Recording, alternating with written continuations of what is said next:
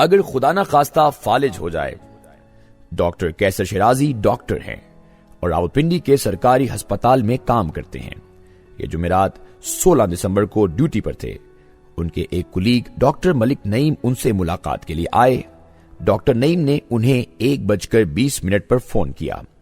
Doctor Shirazi نے انہیں office میں انتظار کا کہا اور یہ وارڈ سے آفس کی طرف چل پڑے۔ ٹھیک 4 منٹ بعد ڈاکٹر شیرازی کو نرس کا فون آ گیا۔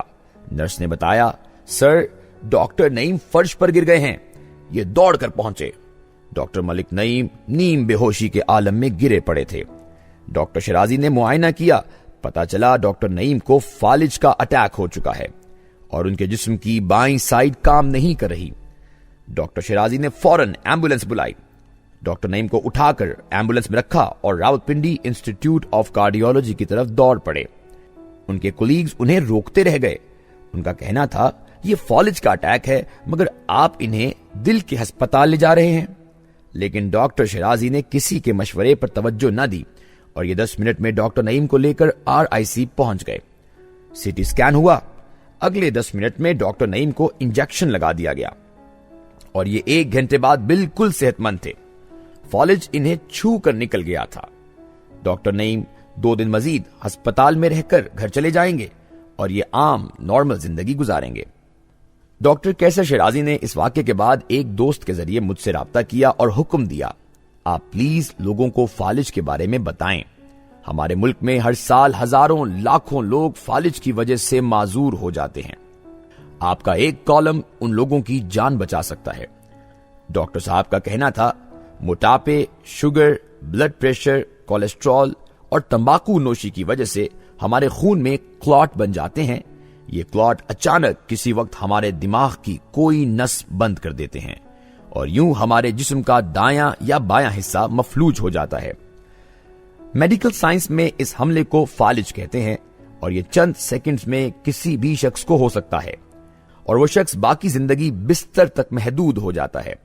وہ کھانے اور واش روم کے لیے بھی دوسروں کا محتاج ہو جاتا ہے۔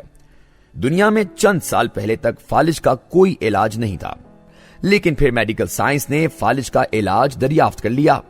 اب ایک انجیکشن آ چکا ہے۔ مریض کو اگر یہ انجیکشن فالج کے حملے کے 2 گھنٹے کے اندر لگا دیا جائے تو اس کے دماغ کا کلاٹ ختم ہو جاتا ہے اور وہ دوبارہ نارمل زندگی گزارنے کے قابل بن جاتا ہے۔ لیکن یہ انجیکشن فالج کے فوراً بعد لگوانا ضروری ہے۔ مریض پر جوں ہی فالج کا حملہ ہو، آپ اسے فوراً اٹھائیں اور سیدھا ہسپتال لے جائیں۔ ڈاکٹرز اس کا CT اسکین کریں۔ اگر دماغ کی نس نہیں پھٹی تو اسے انجیکشن لگایا جائے اور مریض چند گھنٹوں میں صحت یاب ہو جائے گا۔ لیکن اگر مریض کو 2-2.5 گھنٹوں میں یہ انجیکشن نہیں لگایا جاتا تو وہ بیچارہ پوری زندگی کے لیے معذور ہو جائے گا۔ میں اس انجیکشن کے بارے میں جانتا تھا، لہٰذا میں نے ڈاکٹر نعیم کو اٹھایا اور سیدھا RIC لے گیا اور یوں ان کی زندگی اور جسم دونوں بچ گئے۔ میں نے ڈاکٹر شیرازی سے پوچھا، کیا یہ انجیکشن ہر ہسپتال میں دستیاب ہے؟ ان کا جواب تھا، نہیں، یہ پورا ٹریٹمنٹ ہوتا ہے اور یہ صرف چند بڑے ہسپتالوں میں ممکن ہے۔ اسلام آباد میں یہ شفا ہسپتال اور راولپنڈی میں RIC میں دستیاب ہے۔ شفا پرائیویٹ ہسپتال ہے، وہاں یہ علاج مہنگا ہوتا ہے، جبکہ RIC میں مریض کا مفت علاج ہو جاتا ہے۔ میں نے پوچھا، مریض اگر پرائیویٹ علاج کرائے تو کتنا خرچ آتا ہے؟ وہ بولے 15 سے 20 لاکھ روپے۔ میں نے پوچھا، اور RIC میں؟ وہ بولے، یہ علاج وہاں فری ہے، مریض جائے اور چند لمحوں میں اس کا علاج شروع ہو جائے گا۔ میں نے ہنس کر پوچھا، اور لوگ اس کے باوجود حنیف عباسی اور میاں شہباز شریف کو برا بھلا کہتے ہیں؟ ڈاکٹر شیرازی نے ہنس کر جواب دیا، یہ دونوں راولپنڈی کو RIC اور یورولوجی ہسپتال 2 بڑے تحفے دے گئے ہیں۔ مریض روزانہ جھولیاں اٹھا کر انہیں دعائیں دیتے ہیں۔ میں نے پوچھا، کیا یہ علاج ملک کے دوسرے حصوں میں بھی موجود ہے؟ ڈاکٹر صاحب کا جواب تھا، یہ تمام بڑے شہروں میں دستیاب ہے۔ آپ لوگوں سے درخواست کریں، یہ ان ہسپتالوں کا پتہ اور فون نمبرز اپنے پاس رکھیں۔ آپ کے سامنے اگر کسی کو فالج کا اٹیک ہو جائے تو آپ گاڑی اور رشتہ داروں کے انتظار کی بجائے مریض کو اٹھائیں اور اسے فوری طور پر ہسپتال پہنچا کر اس کا علاج شروع کرا دیں۔ یہ بچ جائے گا، لیکن آپ اگر جوتے تلاش کرتے رہے تو مریض بیچارہ ہمیشہ کے لیے معذور ہو جائے گا، کیونکہ 2.5 گھنٹے بعد اس کے دماغ کا وہ پورشن ڈیڈ ہو جائے گا جس کے ذریعے اس کا جسم موومنٹ کرتا ہے، اور دنیا میں ابھی تک اس کا کوئی علاج دریافت نہیں ہوا۔ لہذا فالج کے فوراً بعد ابتدائی 2-2.5 گھنٹے اہم ہوتے ہیں، یہ ضائع نہیں ہونے چاہیے۔ یہ ایک واقعہ تھا۔ آپ اب دوسرا واقعہ بھی ملاحظہ کیجئے۔ میرے دوست نعیم قمر کے آفس میں ایاز عباسی کام کرتے ہیں۔ میں انہیں 12 سال سے جانتا ہوں۔ متحرک، خوش اخلاق اور سمجھدار انسان ہیں۔ نعیم صاحب نے چند دن قبل انہیں فون کیا اور انہیں ایاز عباسی کی آواز میں تھر تھراہٹ اور لکنت محسوس ہوئی۔ انہوں نے ان سے کہا، آپ فوراً ہسپتال جائیں اور اپنا بلڈ پریشر چیک کرائیں۔ ایاز عباسی نے جواب دیا، سر مجھے بلڈ پریشر کا کوئی ایشو نہیں، میں بالکل ٹھیک ہوں اور دفتر میں بیٹھ کر کام کر رہا ہوں۔ نعیم صاحب نے انہیں سختی سے ہسپتال جانے کا حکم دیا، فون بند کیا اور دفتر کے دوسرے اسسٹنٹ کو فون کر کے انہیں ہسپتال لے جانے کا حکم دیا۔ یہ دونوں ہسپتال پہنچے۔ بلڈ پریشر چیک ہوا تو وہ خطرناک حد تک بلند تھا۔ ڈاکٹروں نے فوراً علاج شروع کر دیا۔ ایاز عباسی کی جان بچ گئی، لیکن یہ گفتگو کے قابل نہ رہے۔ ان کی آواز مکمل بند ہو گئی۔ یہ مسلسل سپیچ تھراپی کے بعد اب بولنے چالنے کے قابل ہوئے ہیں، لیکن اب دن میں 3 بار اپنا بلڈ پریشر چیک کرتے ہیں۔ میں نے نعیم قمر صاحب سے پوچھا، آپ کو آواز سے بلڈ پریشر کا کیسے اندازہ ہوا؟ انہوں نے بتایا، امریکہ میں میرے ایک ڈاکٹر دوست ہیں، مجھے انہوں نے بتایا تھا بلڈ پریشر جب خطرناک حد کو چھونے لگتا ہے تو انسان صحیح طریقے سے لفظ ادا نہیں کر پاتا، دوسروں کو اس کی بات کی سمجھ نہیں آتی، اور مجھے اس دن ایاز عباسی کی کوئی بات سمجھ میں نہیں آ رہی تھی، لہٰذا میں نے انہیں زبردستی ہسپتال بھجوا دیا۔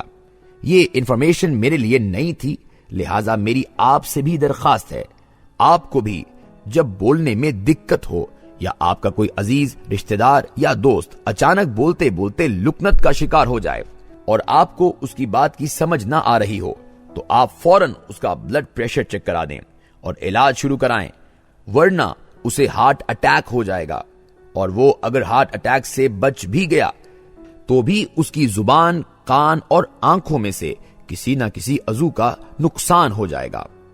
یہ تمام احتیاطیں اپنی جگہ، لیکن میرا آپ کو مشورہ ہے، آپ ایکسرسائز اور کم کھانے کو عادت بنا لیں۔ آپ جتنا سادہ اور کم کھائیں گے، آپ اتنا ہی بیماری سے محفوظ رہیں گے۔ یہ یاد رکھیں، انسان بھوک سے نہیں مرتا، کھا کر مرتا ہے، لہذا کھانے میں احتیاط کریں۔ دوسرا، آپ جتنی ایکسرسائز کریں گے، آپ اتنی ہی صحت مند زندگی گزاریں گے۔ آپ روزانہ صبح شام 2 وقت واک کیا کریں، بھاگ سکتے ہیں تو جاگنگ کیا کریں، اسٹریچنگ ایکسرسائز کریں، مسلز کی ایکسرسائز بھی کریں، نیند کم از کم 7 گھنٹے ضرور لیں، آدھ گھنٹے کا کیلولا بھی کریں، سگریٹ، شراب اور میٹھا 100% بند کر دیں، یہ تینوں آپ کو قبر تک لے جائیں گے۔ کھانا 5 بار کھائیں، لیکن مقدار انتہائی کم رکھیں۔ سبز سالاد روزانہ کھائیں، کم از کم 5 لیٹر پانی ضرور پئیں، چائے 2-3 کپ سے زیادہ نہ لیں، گرین ٹی پیتے رہیں۔ سٹریس دنیا کی مہلک ترین بیماری ہے، آپ اس سے جتنا بچ سکتے ہیں بچ جائیں، خواہ آپ کو عزیز سے عزیز ترین دوست اور رشتہ دار ہی کیوں نہ چھوڑنا پڑے۔ روزانہ دل صاف کر کے سویا کریں، لوگوں سے معافی مانگتے رہا کریں اور لوگوں کو معاف کرتے رہا کریں۔ زندگی اچھی گزرتی ہے، آپ جو کچھ کما رہے ہیں اسے استعمال کریں۔ آپ اگر اپنی دولت کو خود استعمال نہیں کریں گے تو یہ دوسروں کے کام آئے گی اور دوسرے اسے پرائی سائیکل کی طرح بے دردی سے ذلیل کریں گے۔ دن میں چند لمحوں کے لیے ہی صحیح، لیکن اکیلے ضرور بیٹھیں۔ تنہائی دنیا کے ہر دکھ کی بہترین دوا ہے، اور آخری مشورہ، اللہ نے جو دے دیا اس کا شکر ادا کرتے رہا کریں۔ آپ یقین کر لیں، آپ جیسے بھی ہیں، آپ کروڑوں لوگوں سے بہتر ہیں، اور یہ آپ پر اللہ کا خصوصی کرم ہے، لہذا جو مل گیا اس پر شکر کریں، اور جو نہیں مل سکا اس پر دکھی نہ ہوں۔ آپ کی زندگی خوشگوار گزرے گی، ورنہ دنیا دوزخ سے بدتر ہو جائے گی۔ اور ایک اور بات، انسان جتنا بھی بڑا، جتنا بھی کامیاب ہو جائے یہ رہتا انسان ہی ہے، اور انسان غلطیوں کا پتلا ہوتا ہے، لہذا خود کو انسان سمجھا کریں، خدا نہ بنے۔